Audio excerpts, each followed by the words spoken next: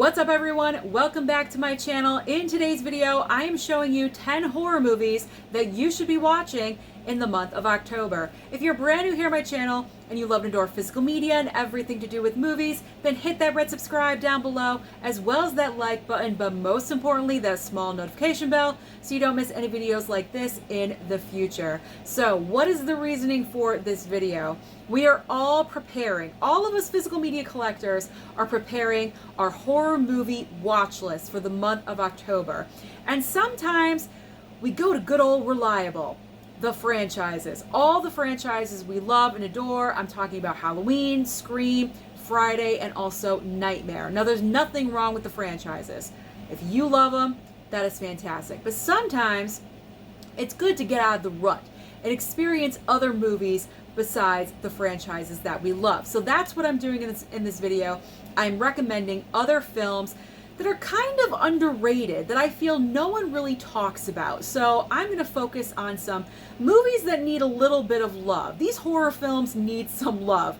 And I also tried to pull a wide variety because personally for me, subgenre of horror, I love slasher, but not everyone does. So I do have slasher in here, but also creature feature, vampires, werewolves, aliens, and also home invasion. So out of these 10, you should be able to find something that you would enjoy watching, probably for the very first time. So let's get started with number 1, and that is our creature feature, Alligator. So this one I'm recommending because it surprised me the most. I thought this movie was going to be as corny and cheeseball as could be, and when I watched this, I was surprised. And I'm not saying this is like best picture worthy or anything like that, but it was way better than what I thought it was going to be. So that's why I'm recommending it to you. As far as creature features go, it's not bad. It's pretty decent. Now it does have a sequel called Alligator 2.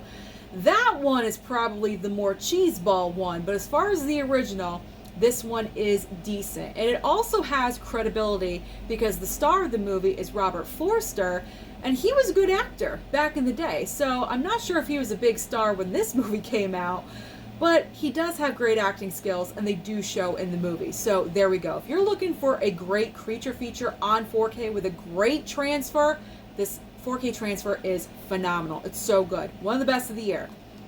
Get Alligator. If you want some creatures, pick up Alligator. There we go.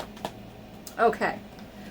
Second recommendation. We're going slasher with this one. We're going cheesy. So cheesy, it's like nacho cheese all over the plate. 1982 gory slasher with tons of TNA, and that is the Slumber Party Massacre. If you want something mind-numbing and not have to think at all whatsoever, not even who the killer is, because he's right here on the front of the steelbook, you can see who he is, then go for the Slumber Party Massacre. There is no mystery in this movie whatsoever, because like I said, he's right here on the front. There is no production design, no cost in this movie whatsoever. The production cost of this was probably $200 and a large pizza. That was it. That's all it cost to make this movie. It's so low budget. Like I said, there's a lot of TNA in this movie.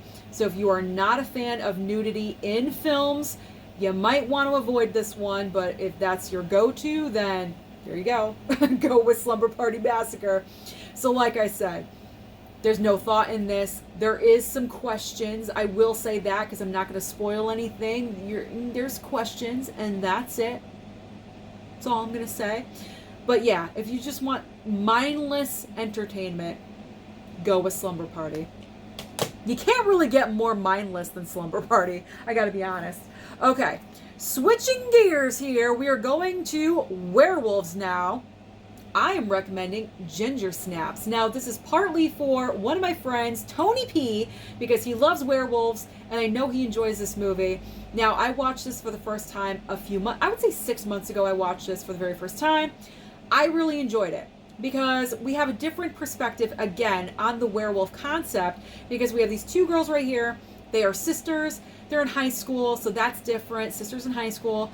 And they're outcasts. They're not very popular at all. They really only have each other. So when one of them is bitten by a werewolf, This is a bad situation because one of them is transitioning into the wolf, and then the other, she's fine, but she's losing her sister and also her only friend, pretty much. So it's kind of two stories in one. It's a really great werewolf film. Not really that much talked about, I gotta be honest, because everyone talks about like An American Werewolf in London. That's classic. Or Teen Wolf. I didn't care for that one. This one, I enjoyed, and I do recommend for you. So if you enjoy werewolf films, then watch Gingersnaps. There we go. Now we're going over to not Werewolf Town, Vampire Town. I just talked about werewolves. Okay, Vampire Town. Here we go. I am recommending, we need a John Carpenter, as always. John Carpenter's Vampires. Why does no one talk about this movie? It's not the best vampire movie, but it's a decent vampire movie. This was sent to me by a subscriber, and I hadn't watched it for a long period of time because I honestly wasn't that sure about it, but I popped it in, and when I watched it, I really enjoyed it. So I plan on rewatching it for the month of October because it's been a while. It's been about, I think, a year and a half since I watched it. Now, it's James Woods. He's like the group leader of like vampire hunters, and a vampire comes after them, slaughters this whole group. So him and one survivor, played by Daniel Baldwin, is going off and seeking revenge. That's what the movie is about. That's all I'm going to say. I'm not going to say anything else. This one is off the rails crazy sometimes, but it's a fun watch. So I highly recommend John Carpenter's Vampires if you need some vampires in your life. If that's a little too kooky and odd for you for vampires, then here's another one. And I've recommended this one, I think, in the past couple videos that I've done. But I'm going to do it again, and that is 30 Days of Night. I really enjoyed this film because of how different it is as a vampire film. We're not in Transylvania. We're not in a dark castle. You know, Nosferatu isn't coming around the corner. It's not like that. We're in Alaska, in the ice, the snow, the cold, where 30 Days of Night happens. That's when the vampires come out, and they are going after these townspeople. Now, what's also great about this movie is that the way the vampires look, completely different from any other vampire that I've ever seen on screen. And that is awesome because there's been so many vampires with the standard look. So to have them look a little bit different, is there a picture? Yeah, there is. To have them look different like this is just so refreshing, and to see that creativity. And it does have Josh Hartnett in here, and he's in another movie in my pack. I don't know, that wasn't planned, but 30 Days of Night, highly recommend. I picked this up at FYE, I think for like $4.94. It was so cheap, and it's a great movie. So pick it up, watch it, get it, stream it, whatever you gotta do. I advertised the heck out of that movie. Okay. I don't think I've talked about this movie or shown it off since I received it and I did an unboxing of it. And that is Butcher Baker, Nightmare Maker. So I'm recommending this one because I'm putting it in the weird category. If you are a fan of weird, wacky horror movies with a weird ass ending, then this is right up your alley, let me tell you. So basic concept of this, and I'm saying basic because I don't want to spoil anything. So there's this kid in high school. He lives with his aunt because his parents were killed. So he lives with his aunt. Murders are happening in the town. There's this cop that's trying to blame the high school kid for the murder, but he didn't do it. But this cop is like just gunning for this kid for some reason. And the aunt is very possessive over the nephew. She doesn't want him to go to college. She doesn't want him to have a girlfriend. It's like Sick City, okay? Like, what, you're too clingy. Stage 5 clinger. She's horrible. She's awful. She's so annoying. But it's one of those movies that is just satisfyingly weird for some reason, if you get what I'm saying.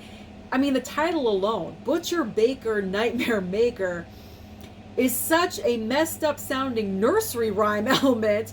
I don't know. I was just intrigued by it, so I watched it one time, and it is wacky. It is wacky, and it is weird, but if you enjoy those for horror movies, I think this is right up your alley. Now, they do advertise Bill Paxton as being a part of this movie. His name is right up here on the cover. They have him on the back here. He's in the movie for like 3 minutes, if that. It's really not that long. So if you think he's the main kid, he's not. So don't get overly excited. He's not the main actor in the movie, but it's an experience. I will say that. It's an experience. Not enough people talk about Butcher Baker Nightmare Maker, okay? Next up, Aliens and Josh Hartnett. We're going with The Faculty. I know Ken over at Mid-Level Media, he loves this movie. I know he talks about it all the time. I don't think I've ever talked about it on my channel, though. This is a great alternative. This one came out in 98, so the late 90s when the Scream movies were coming out. I Know What You Did Last Summer. When all of those teenage like horror movies were coming out, this is when The Faculty came out as well. And this one is different because obviously we're dealing with aliens. It's like a teenage version of Invasion of the Body Snatchers, pretty much. So this one's a good time. It's like the mystery element, like who of the group is the alien, you know, so it's fun. It's a fun teenage alien flick. There you go. So if you're in the mood for that and you want Josh Hartnett but you don't want vampires, then go with that one. We got 3 left, guys. All right. This next one, this one surprised me too. Hatchet. Hatchet. So I wasn't sure about, I was like, is this going to be one of those cheesy, like corny horror movies again? But I really enjoyed it because it did have the comedic element, so much so that sometimes I was laughing from my gut for this movie.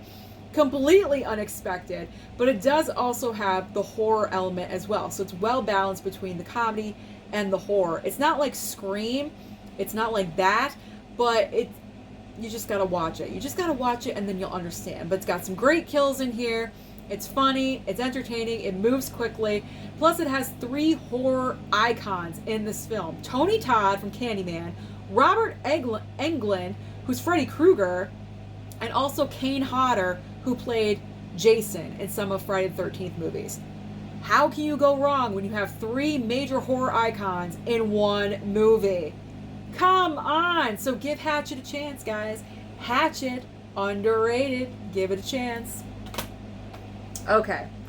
Next up, we got Home Invasion, and I'm going with You're Next. So this one is a good one because we have parents who are celebrating an anniversary. They want all their kids to come home to celebrate and all their spouses or significant others. And so they all come home.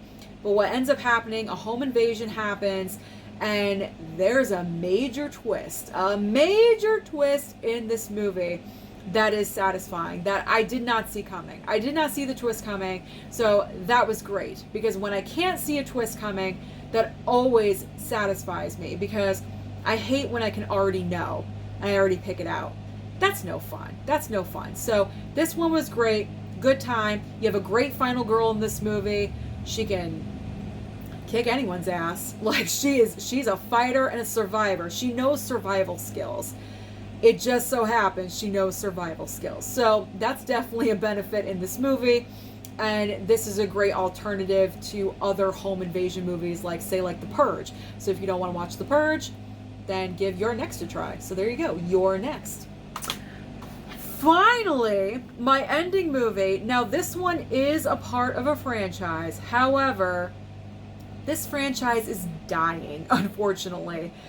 In my opinion, there's been so many movies in this franchise.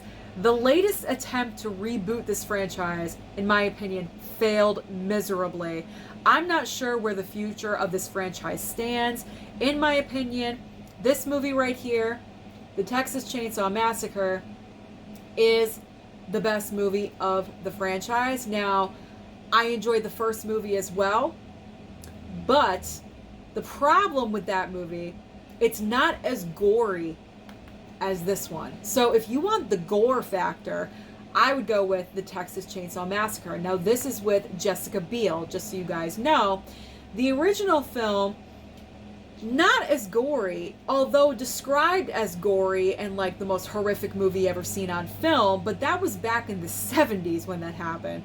There's not really a lot of blood and you know, horrific things. There is horrific things, but you're imagining it. You're not seeing it really. He puts, you know, the people on the hooks and everything, but you're not really seeing much. You're seeing it in here. You're seeing it in here. You're seeing faces being ripped off. a lot of blood, a lot of body parts, and that's what you want to see in a Texas Chainsaw Massacre film. So I highly enjoyed this one. This one and the first are the two of the franchise that I enjoyed the most. I tried watching Texas Chainsaw Massacre 2 the other day on a streaming service. I shut it off halfway through. I could not stand it. So if you're gonna watch Texas Chainsaw and you want gore and you want blood, go with Jessica Biel. That's all I gotta say. So those are my top 10 recommendations of other horror movies that you could be watching in the month of October. So let me know down below, what do you plan on watching? Don't forget to like and subscribe before you leave, and I'll see you next time.